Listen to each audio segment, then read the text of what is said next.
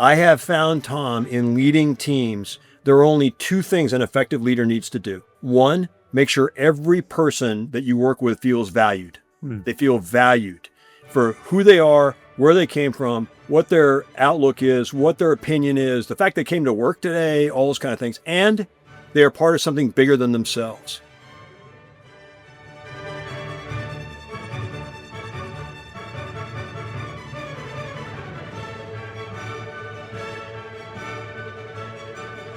Welcome to Science of Leadership, the podcast dedicated to helping you become a better leader. Here, you'll gain valuable knowledge, hear inspiring stories, and learn the scientific principles that promote exceptional leadership. I'm Tom Collins, your host, and I'm thrilled to have you join us on this journey to becoming a better leader. Today, I'm honored to have retired Navy two-star Admiral Mike Manazir, a Top Gun fighter pilot, former commander of the aircraft carrier USS Nimitz and a carrier strike group, and author of this book, Learn How to Lead to Win, published in 2023. In this episode, we'll explore one of his most powerful leadership themes, trust. Why is trust not just helpful, but essential for leaders? Admiral Manazir's experiences bring this question to life in brilliant relief. Admiral, thank you for joining me on the Science of Leadership, and thank you for your service to our nation. Hey, Tom, thanks very much. And it's wonderful to be here, and especially to talk about something so foundational as trust. I read Lead to Win, or Learn to Lead to Win, shortly after it was released, and it was packed with exciting stories from throughout your career that you used to showcase these really important leadership lessons in great ways. Quite a few of those carried a common thread of trust. And before we jump into some of those old sea stories, as it were, could you share what trust means to you? How would you sort of define it? Yeah, and it's such a difficult thing to define because it's an emotional connection. And I can give material examples of trust, as in flying so close to somebody that I am anticipating their move, that if they did something different, we'd hit. Think U.S. Navy Blue Angels and how close they fly, the level of trust. I have been in physical situations where somebody is belaying a rope on a rappelling, kind of a thing, and you have to trust that person, be holding the rope. I have been on a very, very dark night flying and landing aboard an aircraft carrier where I don't exactly know what the aircraft carrier is doing because it's so dark, and that landing signal officer is telling me what to do. And I've also been on the landing signal officer side, as is noted in the book and in one of the stories there, where the pilots are trusting me to do the right thing. And so trust for me really underpins the human connection of leadership. And I always talk about the human connection of leadership, Tom, where you don't lead with your title, you lead with your heart. You connect with everybody with your heart. And it doesn't matter where in the organization chart that you are. If you're the big leader, you're the CEO, or you're a middle manager, or you're somebody who's down here trying to lead up, the best teams are founded by trust. And the trust means there's a shared sense of values and everybody's focused on going this direction together, and they trust each other to the right and to the left of them to do all of those things. And so it is foundational. The other thing that I do that a lot of people have trouble doing is extending trust to somebody. Some leaders will say, you'll have to prove to me that I can trust you. I actually am the opposite of that. Mm-hmm. I know through my own research what somebody is capable of or what they're supposed to be capable of. Growing up in a fighter squadron, if somebody had a certain set of qualifications or they were a certain rank, I knew that they were qualified to do certain things. And so I would trust them to be able to go do those things. And I would just extend that trust and say, I am confident that you are competent enough to do these things, and I'm going to trust you with this. When leaders are leading a team and they want to get something done and they want to hand it over to the team, we could talk about delegation and trust and naivete, and we should do that in our podcast today. But as a leader, I found it most effective when I extended trust to the team to get something done, particularly when it was important. And they knew it was important to me. That really underpins delegation. It really underpins empowerment. People feel valued because the boss trusted them to get something done. And then when they were allowed to follow through and the boss said, that's an awesome result, now they feel really good. And now you can trust them more as a leader. They can trust you more, that you're going to empower them more. Everybody gets comfortable. You start telling each other bad news when it comes up and not just good news. And so that's how trust underpins kind of everything that I believe takes an effective leader leading an effective team. Thanks for spelling that out for us. I think you hit on something that I actually wrote about in my book, The 4 Stars of Leadership, which is the leader should be the first person to extend trust, that it's on us to initiate, as opposed to, as you say, there are people certainly who are out there who say, I'm not going to trust somebody until they prove themselves. No, if you want to have trust in a relationship, you have to take the first step, because that induces in them, through something called the Pygmalion Effect, which we talked about on a recent episode, induces, in a sense, this way of thinking in people that they think I'm trustworthy. I'm going to live up to that. You nailed it. And of course, the science of leadership, the thread beneath your podcast is perfect. There's an empowering effect when you know that somebody you respect because she's your boss, thinks you are trustworthy and has trust in you and is willing to trust you. That makes you feel valued. I have found, Tom, in leading teams, there are only two things an effective leader needs to do. Two things. One, make sure every person that you work with feels valued. They feel valued for who they are, where they came from, what their outlook is, what their opinion is, the fact they came to work today, all those kind of things. And they are part of something bigger than themselves. And when somebody feels valued, they will go forever with you. That old cliche, I follow that person through fire. Why? You can't really put your hand on it. But one of those is when you as a leader extends that trust and you make them feel like they are a trustworthy person, that Pygmalion Effect, they give it back and they feel like they are a valued member of the team. And I totally agree with you. The boss models extending trust because you need to, all those people with different backgrounds and maybe they're a little more shy. They don't extend trust. They're afraid of failure. You have to model that so that they'll extend trust. So your whole team will perform at a higher level. Well, thanks for sharing that. I'll tell you, this idea of trust has come up on so many of our episodes of the podcast. And, and I think we can't overemphasize it really in that it is so foundational. It's a common thread that we see.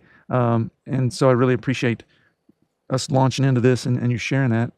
Now that we've kind of defined what trust looks like, again, your book is full of so many good stories. Could you share a story from your career that really demonstrates what it looks like to really have trust in someone? Let me give two stories. One of them is visceral, and then the other one is about backing up the people that work for you. So the first one I'll just say this one. It's actually not in the book. So the good news is you get to hear it for the first time too. All right. So my first Pentagon tour was in 93 to 95. And part of that tour was I coordinated the schedules of the demonstration teams, the Navy Blue Angels, the Air Force Thunderbirds, and the U.S. Army Golden Knights. And so during the winter season, which is from November to March of every year, we would coordinate the schedules for the three teams. And so I would go to their winter training sites. Well, it turns out the U.S. Army Golden Knights, their training field is right in Fort Bragg, North Carolina, which is about 5 hours south of the Pentagon, which is where I was working at the time. So as part of the scheduling process, I would go down to Fort Bragg and I would talk to the sergeants. Now, they're all non-commissioned officers, and you all know that the Navy's commissioned pilots fly the F-18 and the Air Force's commissioned pilots fly the Thunderbirds, F-16 Thunderbirds. And so, but the Golden Knights, they're all non-commissioned officers. Their boss is an 04 major, and all of them are Delta. They're all Rangers, and most of them are Delta.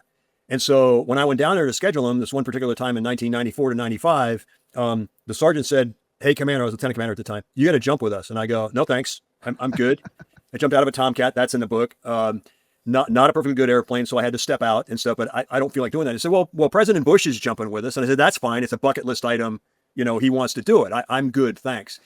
And so then one of the sergeants goes, well, last week a 94-year-old grandmother jumped with us. And I went, okay, that's it. Of course, you can't throw a gauntlet down in front of somebody and go to do that. So a couple of weeks later, I drove down. I completed the scheduling stuff with the scheduling sergeant. I went to the rigger shop where they do all the para-rigger stuff.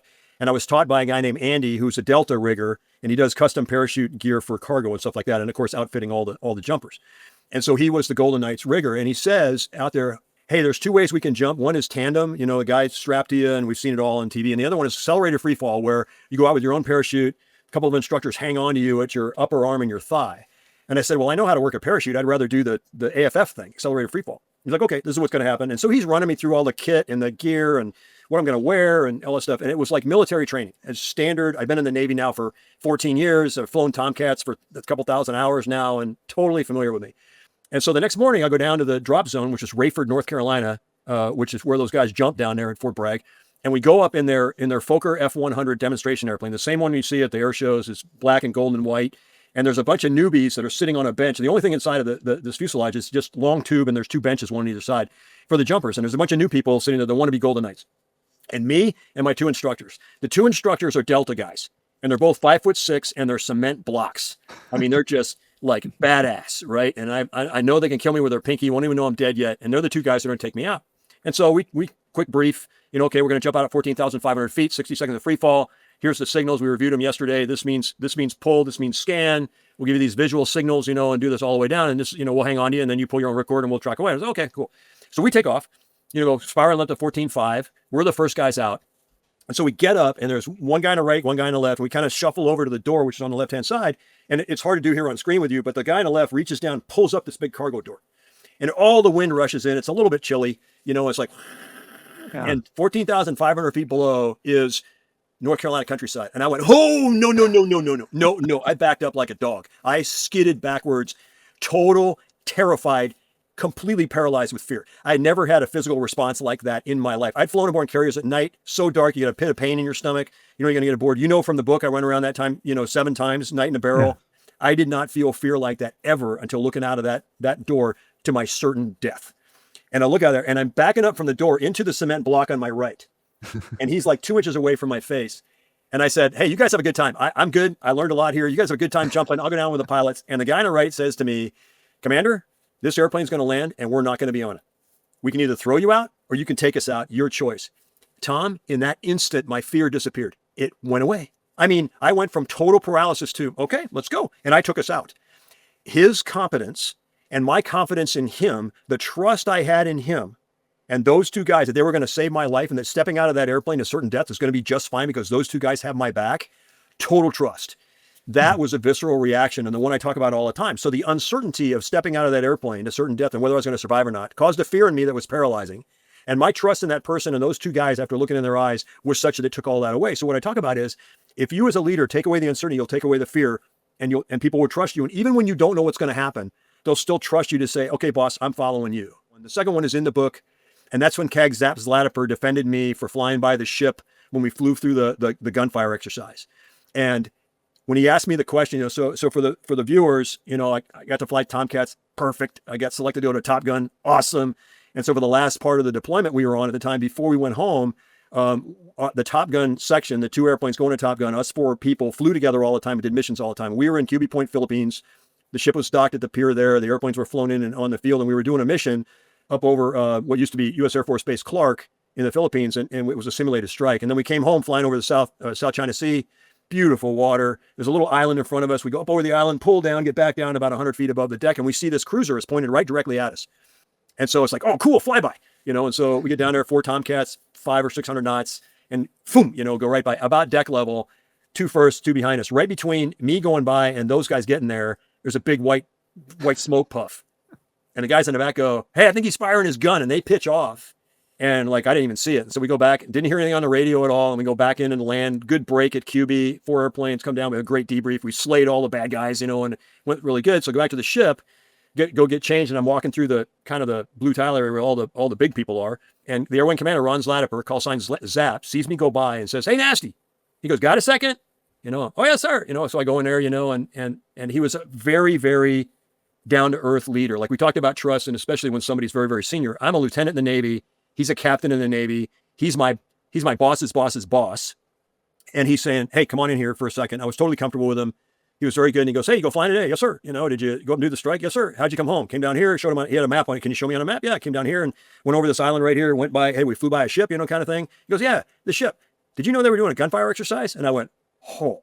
All of a sudden, I'm heading out on Liberty to go off the ship. And all of a sudden I'm like, uh-oh, there goes my Liberty.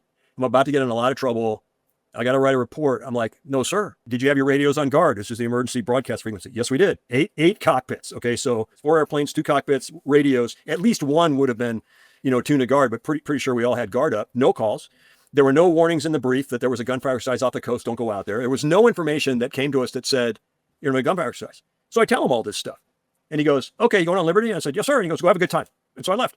Went on Liberty. I find out from my skipper later on, the commanding officer of my squadron, that CAG, after that debrief, called up the captain of the ship, who had released a report to the entire Navy that said these 4 Tomcats of CAG 15, our air wing, that his ship was attached to, by the way, had egregiously violated safety regulations. They had completely not listened to guard calls. We had disregarded all communications, emergency communications, and flown through his gunfire exercise. And he told the message was coded to go to the entire chain of command of the Navy, all the way to the Chief of Naval Operations in the Pentagon.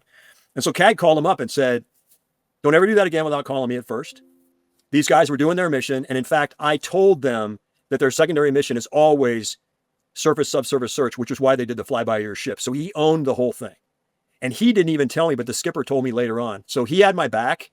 And that, of course, elevated the trust in me of him, and his trust in me that I was telling him the right information. I wasn't trying to lie to him or obfuscate anything, but that kind of trust also endears you to somebody, especially when they're more senior than you. Two great stories. Two great stories. Hey, I'm breaking into the podcast conversation here to share with you an exciting announcement. If you've been following the Science of Leadership podcast for a while, you've heard me talk about the book I've been working on. Well, I'm delighted to share that after over 3 years of work, my book, The 4 Stars of Leadership, is finally available. I'm so proud of this book and what it represents. I'm certain that you're going to find it immensely interesting and helpful as a guide on your journey to becoming a better leader. Seriously, you don't want to miss this book. I'm including a link to the book in the description. I hope you'll order your copy today. And please share it with others who might be interested. Also, please be sure to share your thoughts about the book with me. Now, let's get back to this interesting conversation on the science of leadership. I can really see the one with you jumping with the Golden Knights and knowing those guys from Delta. So for listeners who aren't necessarily well versed in the military, Delta Forces is kind of the best of all the teams, right? Like it's the all-stars of the SEALs and the Rangers and the parajumpers from the Air Force and all that. So these are legit special forces operators and yeah, I mean I think that we're not going to be on this plane when it lands, so you can choose. But I think that showcases trust beautifully. And then also your commander had your back, right? That was willing to take the heat, right? I think that something that I talk to people about frequently is if you want to really do tremendous damage, not that he specifically told you to do what you did, but if you tell somebody to do something, they do it and it goes sideways and you don't step in and say, that's on me. Mm-hmm. That's one of the worst moves you can make, right? He went even, not only did he not do that, but he went a step further, right? And he said, no, this is on me. And I think that carries so much. And even now, as you think back on that, the commitment you still have to him. Yeah. God rest his soul, he passed away a couple of years ago, but I do. And I tell people this story. The other thing I extend it to is when I want a high-performing team, I want them to stretch. And I tell people at the outset, I'm going to trust you to do what you know is right. Here are the things that are my boundaries. Here are the don't go past these boundaries. But everything else, I want you to stretch. In fact, and this is a quote, I tell them this, if you get in trouble for something and I don't approve what it is that you did, I will still tell the person you got in trouble with that I told you to do it. Because there is some aspect of what I did tell you that led to you making this decision. I own your training. I own your actions. It was really an imperative on the ship. That's why I slept well every night as CO of Sacramento and CO of Nimitz, because I knew I was responsible for all their training. And so I better get it right. And if I didn't sleep well, it's on me. Like I didn't sleep right. So I would tell people, if you get in trouble, I will back you up. And I will even go as far to tell them that I asked you or told you to do that, and I'll take the heat. Now we'll then debrief, what a better way you could have done to do that.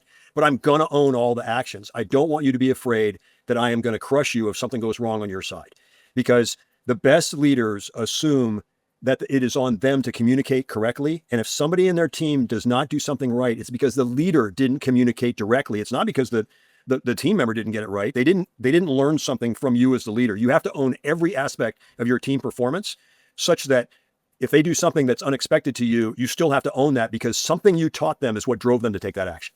Absolutely. And then figure out what that was. Figure out where you miscommunicated or where you just didn't communicate so that you can correct it. Yep. Right. Yep. Now there is people will say, so there is a naivete in trust, of course. And Stephen M.R. Covey talks about it in The Speed of Trust. Effective leaders do look people in the eye that they're working with, particularly when it's really important, to say, okay, read my lips here. We have to avoid this. And if somebody crosses a line that you specifically look them in the eye and they reaffirm back to you that they will not cross that line and they fully understand, and you ask them again and again and again, and then they cross that line, that's a different conversation. Sure.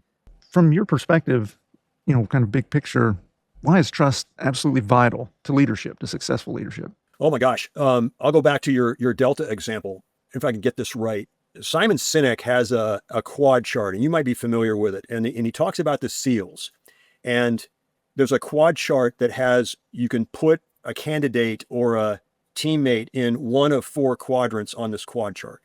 The lower left is low trust, low capability, like ability to shoot or tactics. The top left is high trust, low capability. So the 2 left quadrants. The top right is high trust, high capability. And the bottom right is high capability, low trust. The SEALs will take the person with less capability and more trust than they will the person that they don't trust that has the best skills. Because on a small team like that, which is founded on having each other's back, you have to know that when you're facing the other way, somebody actually physically has your back, whether they're covering it with a gun, whether they are, draped over the top of you to keep you from getting hit by something, whether they're telling you what's happening behind you. And in tactical aviation, which I was a part of for a couple of decades, you're trusting people to also look the other direction when you're flying a Tomcat downrange at 600 knots, that they're looking back here to make sure that somebody's not sneaking up from you back here. And so, bogey on your 6, brake right. The cliche, your 6 is clear, which means I have your back. There's nobody back here. Keep going, keep focused on the thing in front. That's where that comes from. And that frees up, if we just think about cognitive energy, right? Mm-hmm. Right? You're in the cockpit. You've only got a certain amount of cognitive energy. And if a significant part of your cognitive energy is focused on who's behind me, can I trust who's behind me? Are they doing their job? If you're in part doing some degree of their job, you can't do your job as well as you could, right? So that trust alleviates some of probably a huge amount. I don't know if anybody's studied that particular thing, and exactly, that might be an interesting study to undertake, but the degree of decreased cognitive resource that you have from the lack of trust in somebody that would otherwise be alleviating that strain on you. Tom, I think you hit on something, and take obviously sports metaphors always help, but think of a football team, right? And every position has their job, right? So for a play to be run effectively, each person on the field has to do exactly what they're supposed to do. And I would say that what you just said founds the underpinning of high performing teams. If everybody is allowed to focus 100% on the thing that they're supposed to do at that second, now you're going to get top performance capability of whatever that team is capable of doing. If somebody has to divert their attention away from what they're doing to take care of something to the left or to the right, that performance is going to be degraded. So I think that trust actually underpins high performance because of the focus you just talked about. I know from reading Learn to Lead to Win, you had so many stories that showcase this importance. Do you have another one that you could share that really demonstrates the importance of trust? I think the one that really comes to bear is the ejection story. The ejection phenomenal story. I can't wait for you to tell it. Yeah, that was quite a ride. For the listeners, if you haven't read the book, that is the story at the beginning of the book. And how did I get here, kind of thing. We're out flying this one particular gorgeous August day in 1987. I was in the front seat teaching the backseater how to do certain maneuvers in a Tomcat. We were doing exactly what we were supposed to be doing. And one of the maneuvers was this vertical recovery where you take the airplane up to zero airspeed and then let it fall off. The Tomcat had a particularly kind of sort of an egregious departure thing. It was very big. It's got big moment arms, and it would swing and pitch and run around, and it would make you feel like you're completely out of control. You need to do some of the controls. Well, the idea was to just leave it alone and let it flop around a little while, even though as violent as it got to be. And then after a while, it would point down into the wind, and then you could start flying it again. The reason we taught that is because most of the time when you're fighting another airplane, you're looking outside the cockpit and you only glance in at your instruments every kind of a quick scan and back out again. And oftentimes in the F-14, you could get up and kind of get parked. And you had to do the right thing once it got parked up here to make sure you didn't, depart the airplane and jump out, So the teaching of the students was, you get it up here, and if you all of a sudden figure out that, there's no more controls, and you look back in and the thing goes to zero airspeed, you just let it go. And now it's going to flop around, it's going to do this, it's going to feel like this, it's going to come off weird, it's going to go over, and it's unpredictable where it goes. Don't touch anything until you see positive airspeed on the airspeed indicator, and the thing, is pointing nose down. Then you can start to fly it again. So that was the demonstration. So I had also told the student pilot in the back seat that I had learned in my first squadron that you could actually go up to about 100 knots and push the airplane over like that, and it would just translate. And so you could actually go up in a planned maneuver with less airspeed than it took to do a loop, and you get up here and you push it this way, and it would kind of flip over like that and come back down. And I had used it tactically in my first squadron. I used it in Top Gun, and so it works great. So I briefed him on it. So we did the vertical recovery. It does all this whoa, like that, and you see, hey, this is just talking to him, and he goes, oh, cool. So then we level out. We're heading back to go switch cockpits so that he can do the same maneuvers. And I said, hey, we got a little bit of gas. Is there anything else you want to see? And he, fateful question. And he says, yeah, I want to see you do that flip on the nose thing. And so, okay, lock your harness, up we go. And so we started 15,000 feet, we go up full military, not afterburner. And we kind of come up this way. And then I'm pushing on I'm shoving on the stick. I can't get the airplane to come over. I mean, I am just leaning on this. I go right past 100 knots, right down to zero airspeed. And I'm still putting controls in, trying to make this thing go over. Well, the control that I put in make it go pure vertical. I like perfectly vertical. And now it's just kind of rotating around its axis, falling out of the sky, but exactly straight up. It doesn't even fall off. It's just sliding straight down. Well, all that air into the intakes makes the engine stall one at a time. And so the first indication we get is this big ass yellow fireball goes bang out the left intake right next to my ear. Like, oh, that's kind of surprising. And this big bang, big yellow fireball, and then the stall lights go on, the tones go on, and then the Tomcat is sound like doo-doo-doo, doo-doo-doo, doo-doo-doo, doo-doo-doo, and the lights right here in the ladder lights in front of your eyes are kind of lighting up. And the engine instruments for the left side all go to bad. They're all red warning lights, and the engine quits. Actually, it's just fully stalled, so it's over-temping. The RPMs are coming down. And so the thing you do as a Tomcat pilot for a stall is no matter where you are, it doesn't say if it's zero airspeed, don't do this, bring both throttles to idle. And so I pulled both throttles to idle, still straight up, still coming off a little bit because this engine had quit, and that engine's still working. So now it's coming off this way and starting to go on its back. The right engine stalls because I had moved the throttles. And now they don't have nice airflow, so they're not very happy. So the right engine, bang! And now both lights are going off, and the thing does very violent head banging, maneuvers on the way down. And long story short, to the ejection decision, I needed to get that airplane pointed down so we didn't eject because we had no engines anymore. And so I didn't give it enough time to just come out of the spin before I started putting anti-spin controls in. And we were not in a spin. And so I applied the wrong controls. And essentially I kept us in uncontrolled flight all the way past ejection altitude. So went all the way down to 8,000 feet. And the guy in the back, guy named Slammer, he's like 10,000 feet. Have you got it? And I went, didn't say anything. I'm like, somebody's going to do something here to recover this airplane. I can't figure it out. And we went past 8,000 feet. Now we're 2,000 feet below mandatory ejection altitude. 8,000 feet. Have you got it? No, eject, eject, eject. And so I reached up to pull the handle. That's the first trust thing. I hope this works. Literally thinking, this is where I die. It's it. And it was a matter of fact feeling. It's like, okay, this is where I die. Here it comes. And you just pull the handle. I hope this works. So I literally pull the handle down, and there's some more detail in the story, but there's like a measurable time lag between me with the handle in my chest and actual out of the airplane. Now, for the listeners, the ejection sequence in a Tomcat takes 0.9 seconds, 9/10 of a second. And it's canopy, back seat, front seat, boom, boom, boom, and you're in chutes. I literally sat there going, why am I not out yet? And the canopy had already gone because Sam punched it off, and then he had already gone, and I was the last guy to go. And I'm literally thinking, why am I not gone yet? And then ow, ow, ow, ow, ow, and then ended up in the chute.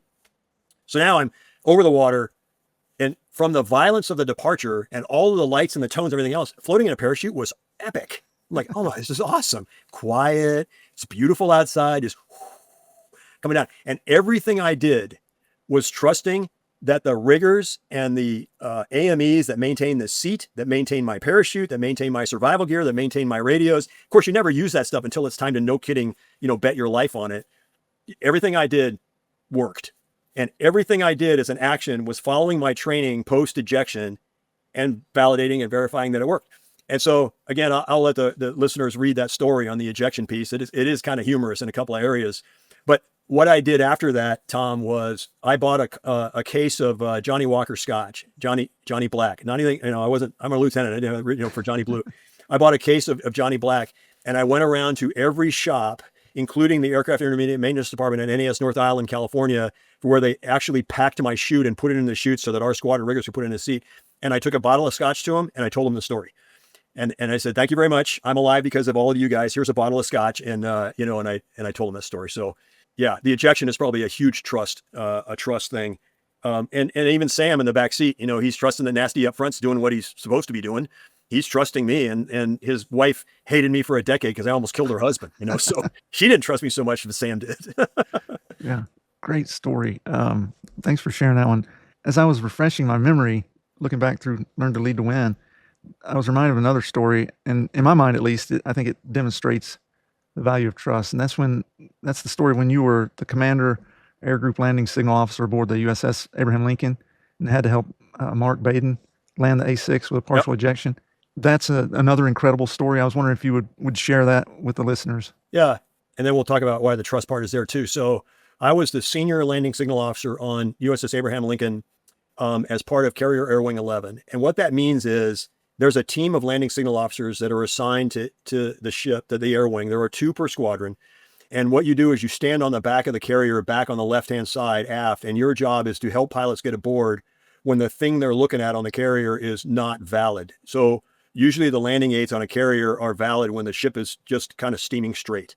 When it starts to pitch or starts to move around, because it's happening so fast, you often can't tell that the motion is not you, but it's the ship. And so you'll be used radio calls as a landing signal officer to tell somebody like, hey, you look like you're high, but you're not. The deck is down. It's going to come back up. Stay right where you are, when normally a pilot would correct the high. So it might be something like, deck's down, hold what you got. Deck's up, you're a little low, a little power, something like that. So you're adding to the pilot's information while they're flying stick and throttle to get aboard, meatball lineup, angle attack to get aboard. Since I was the senior landing signal officer on the ship, you are the senior landing signal officer ship of the CAG LSO, is charged with a safe landing of all aircraft aboard the carrier in all conditions, no matter what happens. You're the person that they turn to. And so this particular instance, Mark Baden, the pilot, Keith Gallagher, the bombardier navigator, and A6 had a malfunction above Abraham Lincoln in July of 1991, where as Mark did a negative G maneuver to free up a refueling valve that had frozen in the refueling store, because they were the overhead tanker, that hard negative G to try to get the ice off the valve, it actually broke Keith Gallagher's seat, where it kind of connected to the ejection pole, allowed the seat to ride up 18 inches, which fired the drogue gun and the parachute on the top of the ejection seat. That's a shotgun shell. It blew the canopy out, took the drogue chute out, took the main chute out about halfway, and then it wrapped around the tail after it had pulled Keith Gallagher up to about his waist out of the airplane. And so I'm on the ship. We just got done with a recovery, and we hear on the general announcing system, emergency pull forward, CAG paddles to the platform, which means go run back to the platform, get all the airplanes out of the way. Something has happened. We require an immediate landing. And so the ship is in a huge turn because it had turned out of the wind. And in naval aviation, in order to land aircraft on the ship, you have to have a headwind. Because that keeps you predictable, and usually the winds are not favorable to your course, so the ship will turn out of the recovery headwind for aircraft operations in between launches and recoveries, and will head down range to wherever it is we're going. In this particular case, we had to turn back into the wind for this A6 with a guy stuck halfway out the top. And so I meet the air bosun at the forewire, and he says, we have a partial ejection in an A6. And I think, okay, that means the canopy's gone, the bombardier navigator's gone, and the pilot's flying the airplane by himself in a convertible, and he probably can't hear. That's what I think about right then. And then the air bosun talks on his walkie-talkie thing, puts the thing back up and says, the BN's still in the cockpit. The BN's still with the airplane. His feet are in the cockpit. And I literally thought that there's a guy hanging out of the airplane bouncing on it, like literally all the way outside with just like his lower legs in the cockpit.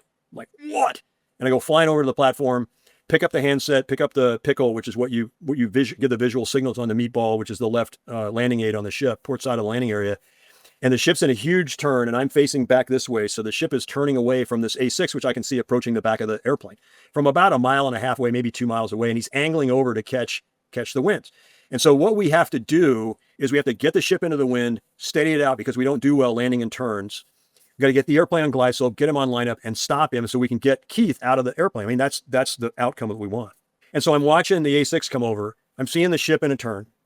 I realize here that I have to get the winds just right because we have a crosswind limit. There's a certain headwind you need and a crosswind limit. You can't have more than a certain amount of crosswind.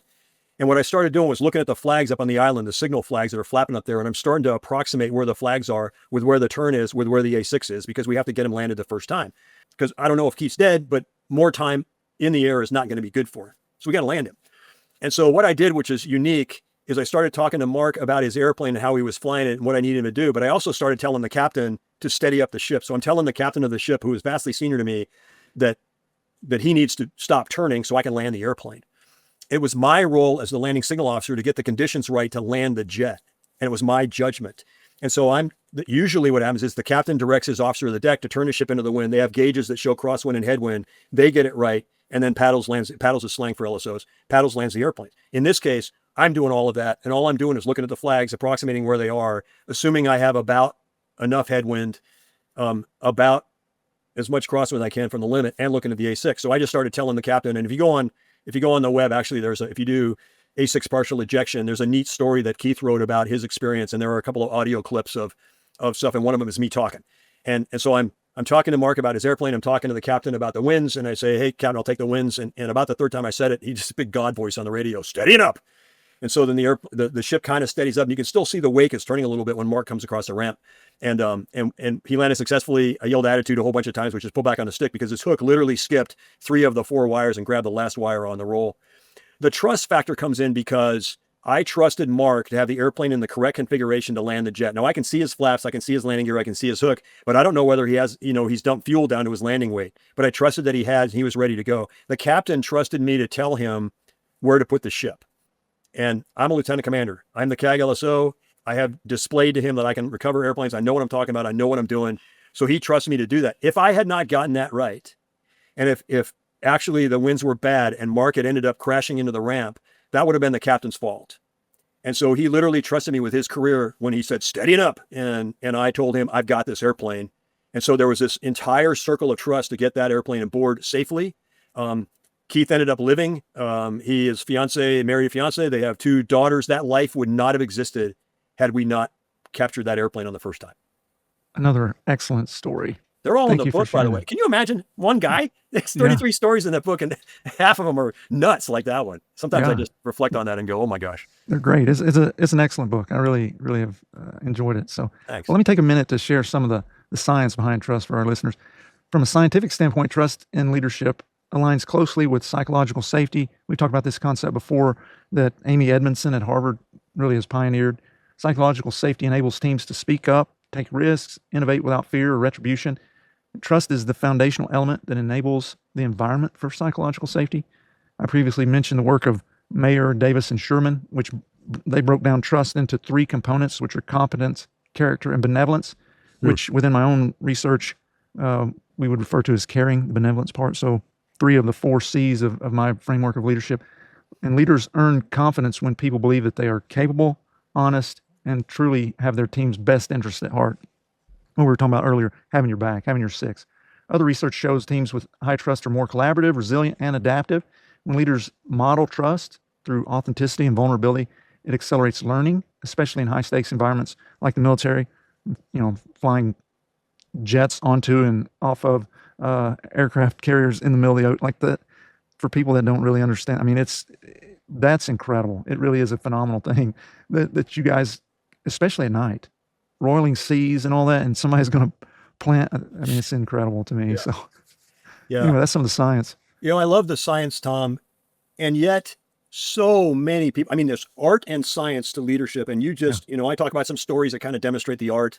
I'm not as versed in the science as you are, yet so many people will not trust. Even when they're shown that when you do, the result's going to be really good. There's a fear in some leaders to extend that trust because maybe it reflects badly on them. And even though they're in charge of a team, and no matter how the team does, they're still going to be blamed or credited for the result. And yet so many leaders will not extend that trust. And I think it's fear-based. I've seen it so many times. Yeah. We've hit on what trust looks like, why it's absolutely essential for leadership. Now, I think let's shift to some practical tips. What would you recommend for our listeners to be able to develop trust in those they're leading? You have to do it by action. Delegation is a great external arbiter of trust. And so what I really want you to do, if you're a listener, I want you to take the crown jewel thing that you're working on and hand it to your subordinate leader and say, I'd like you to take care of this task. If you're like not quite there, then take something that you want to get done. You want to get it off your plate, gather the team together, hand them the task, and then have them complete it for you. Now, here's a secret. The most effective leaders talk about why they want it done. So the team should understand why. And you might have to reiterate it. You might have to tell them the why, but as part of an organization with a shared set of values, they kind of have the why, so they'll probably understand. You might have to remind them. You want to tell them what to get done and by when. So what's the deadline? Maybe there's an interim deadline or whatever, but here's what. You don't tell them how. Don't tell them how. And then you set up a battle rhythm of meetings with key people on that team. You open the door to the leader that you've given the task to and say, come in and ask me anytime what you need to get going. If you need more guidance, I can come back in and give you the guidance. And most importantly, including don't give them the how. Don't helicopter away and say, I'll be back in a month to check on you. You must be available. And so the great liberating part of this task is you don't have to worry about the details of that thing that's been bugging you. You hand it to somebody. And if you've never done that before, that kind of delegation, do it once, and then maybe take your whole to-do list and go, I'm going to give that one to Sam. I'm going to give that one to Mary. I'm going to give that one to Jesse. I'm going to give that one to Mike. And I'll set up a battle rhythm to check. And guess what you get to do as a leader? Now you're up at the strategic level and you are just spinning plates. That's how I was the captain of an aircraft carrier with 18 departments and 5,000 people on it. I learned to delegate when I was an executive officer of the USS Carl Vinson. In fact, I was there on 9/11. I got to that job. The last command job I had was being the commanding officer of a fighter squadron, an F-14 squadron, where I knew how to do everything. And I was a pretty good delegator. But when I got to be the executive officer of a carrier with 18 departments, 5,000 people, I went, I can't do this job. I don't know how to lead this. I don't know what to do. And it was like, oh my God, it took me 3 weeks to figure out. I still use the same leadership technique as when I was an F-14 commanding officer. I just delegate everything. I mean, I had doctors and dentists and reactor officers and people that knew things that I couldn't even come close to. I knew enough to be the XO. We're trained in that kind of space, but I didn't know enough to run their department. So I had to trust them to run their departments. And it was remarkable. I led 18 other professionals in getting done what the ship needed done. So I'm down and in for the captain. Captain's up and out. Striker commander, the admiral, tells the captain where to be, and I make sure everything lines up to that. And I delegated to those 18 individuals on how to run the ship. That's trust. So I would do that. If you're a leader looking to be able to do trust, extend a task and see how it works out for you. See how much you have to engage. Keep from micromanaging. And if you have to make it not a crown jewel, but something lesser than that you don't really care about the result or that, give guidance. Don't tell them how, and make yourself available. And the more you do that, the more you will learn to trust people, the more you will assess people, because you will also learn how to look at individuals on your team and assess how they're doing and kind of the cues they're giving you. You can ask really good calibrating questions. One thing Navy nuclear power training taught me to do is ask why 5 times. And on stuff that I don't know anything about, I can ascertain whether somebody knows what they're doing and knows what they're talking about by just asking questions. Those are great. As you were talking, and you mentioned don't micromanage, I was thinking about that. The delegating absolutely builds trust unless we don't let it go, right? If you hand it to somebody, but you keep your hand on it, that actually tells them, hey, I don't actually trust you to get this done, right? And so you're 100% like micromanaging. As you were talking, I was like, yes, absolutely. Yeah, Tom, you nailed it. I mean, there's a balance. You can't micromanage because you will not demonstrate trust. You'll kill them because they won't know what they can do on their own. But you also can't helicopter away and go, well, I'm not going to micromanage this. I'm just going to go over here. You guys tell me when you're done. You can do that. And hopefully you have a very, very, very good team leader who will succeed for you. But it's very dangerous to helicopter away. Like I said, when you start leading in that way where you're delegating the tasks, you'll actually free up more time for yourself for better strategic thinking and your ability to kind of see how everything's working. And now your leaders are also, because you're delegating and trusting them, they're also going to tell you bad news. Yeah. Because if you're a micromanager and you're trying to own all those things yourself, they're going to go, well, he knows what he's doing, so I'm just going to let him do it. And there'll be a bunch of passive aggressiveness in your organization. You will get rid of all of that when you delegate to people because they'll start owning it. On the podcast previously, I've shared a few things that that I keep in mind with trying to build this. But I think one that I don't think I've shared on here, but is actually in my book, is I think maybe it's the most straightforward idea, and it's so obvious that it probably is easily overlooked, but is be trustworthy. If you want people to trust you, you got to be trustworthy, right? Oh, Tom, 100%. I'm interrupting you. I'm just, that. You have to. To be an effective leader, you have to be honest, which means you have to say what you mean what you say, and back it up with action. You have to have integrity, which is the whole thing about doing the right thing when nobody's looking. And you have to meet your commitments. You absolutely have to model all of those. You have to model trustworthiness. This is the scouts, honor, Scout's oath, right? Trustworthy. You want to be trustworthy. If you're not trustworthy, you don't set up that psychological safety that you talked about, Tom. And oh my gosh, that's 100% foundational. In order to build trust, you personally have to be trustworthy. And that's in everything. I mean, I could go on and on and on about, little things that you can do to absolutely destroy trust with your people. And none of them none of them are a secret. They're all pretty dang obvious. You just want to be a great human being. You want to be transparent. You want to use candor. You want to always meet your commitments. You want to show integrity in everything you do. You want to be honest and trustworthy. So you'll model that, and they will model it. Particularly important when you are in a multi-level organization, because you might be trustworthy, but somewhere down the chain, there's a manager that is not trustworthy. And guess what happens to your team? It fractures right there. Again, this idea of being trustworthy. And so some things that I think of when I think of that, being consistent, right? Because, to trust somebody, we need to know how they're going to behave or respond, right? We need to know that if they're in this situation, here's how they will act. And so I think being consistent, people know then how we're going to respond. They know that if they bring us bad news, we're not going to freak out on them, or that we're going to do what we say, that follow through. That's another thing that I think is important in building trust, right? Like you said, action. You take action on what you said you're going to do. Yeah, I mean, follow through. I have this friend who is terrible. I mean, terrible about follow through. And I've told him, you're terrible about follow through, and he even admits to it. But as a result, people don't believe that he's going to do what he says. Yeah. Right? And so nobody trusts him. Oh, I've got these great ideas. You're not going to follow through on that. We're not going to even bother, right? You said, say what you're going to do and do what you say you're going to do. And then the other thing the other kind of practical thing on this I mentioned earlier, trust others first. If you don't trust people, they won't trust you. There's something about, I think, I'd like to get your thought on this. If we don't extend the trust to people, there's something it comes across as almost untrustworthy. Like, what is this? If you're not open enough to trust somebody, what are you hiding? Mm-hmm. It plants this seed of doubt in somebody, I think. Yeah. Oh, I think you're right, Tom.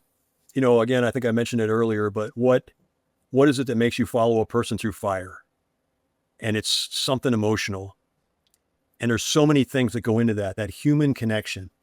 I like being around them. Yeah. They care about me. They trust me.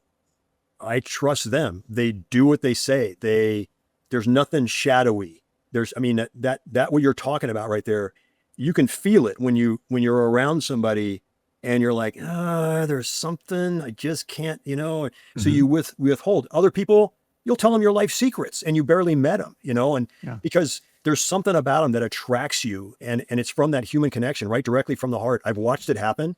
I've seen it both ways, and I think you're spot on. I think most humans have a really good sense of maybe danger. Mm-hmm. I think it comes from being a Neanderthal person and, looking at somebody as a threat or an ally. But I think it's all buried back in there somewhere in our personality, sensibilities, and all those alpha waves that are between persons sometimes, a kind of this weird connection, Mm-hmm. you establish with people, even cursory. There's a look or an attitude or a reticence or something that causes you to hesitate, much the same as there is an aura that causes you to be drawn in. Yeah, I think that's true. It is that connection, and we have to foster that. We have to invest in that on so many different levels. And I think when we do that, it really empowers the people we're leading and empowers us as leaders. Well, I've got one final question before we wrap up. If you could go back and tell Ensign Manazir one vital leadership principle, what would it be and why? Delegate. You don't have to own everything. The reason why is that's where I got the most results. I'm a type A fighter pilot. I grew up type A. I have the kind of personality that started when I was growing up of, if we're sitting at a table and the boss asks a question, I'm going to wait about 7 seconds before I jump up and go, I got the answer. So working on listening and all those kind of things. But the only thing nuclear power training did for this fighter pilot is it made me more accurate shooting from the hip, right? But I shoot from the hip, right? Quickly. And I had an existential leadership moment when I got to be the executive officer of the aircraft carrier right at the 20-year point. That's 20 years of my Navy career. I'd been leading and following for 20 years. Mm-hmm. Right then, I don't know if I can do this job.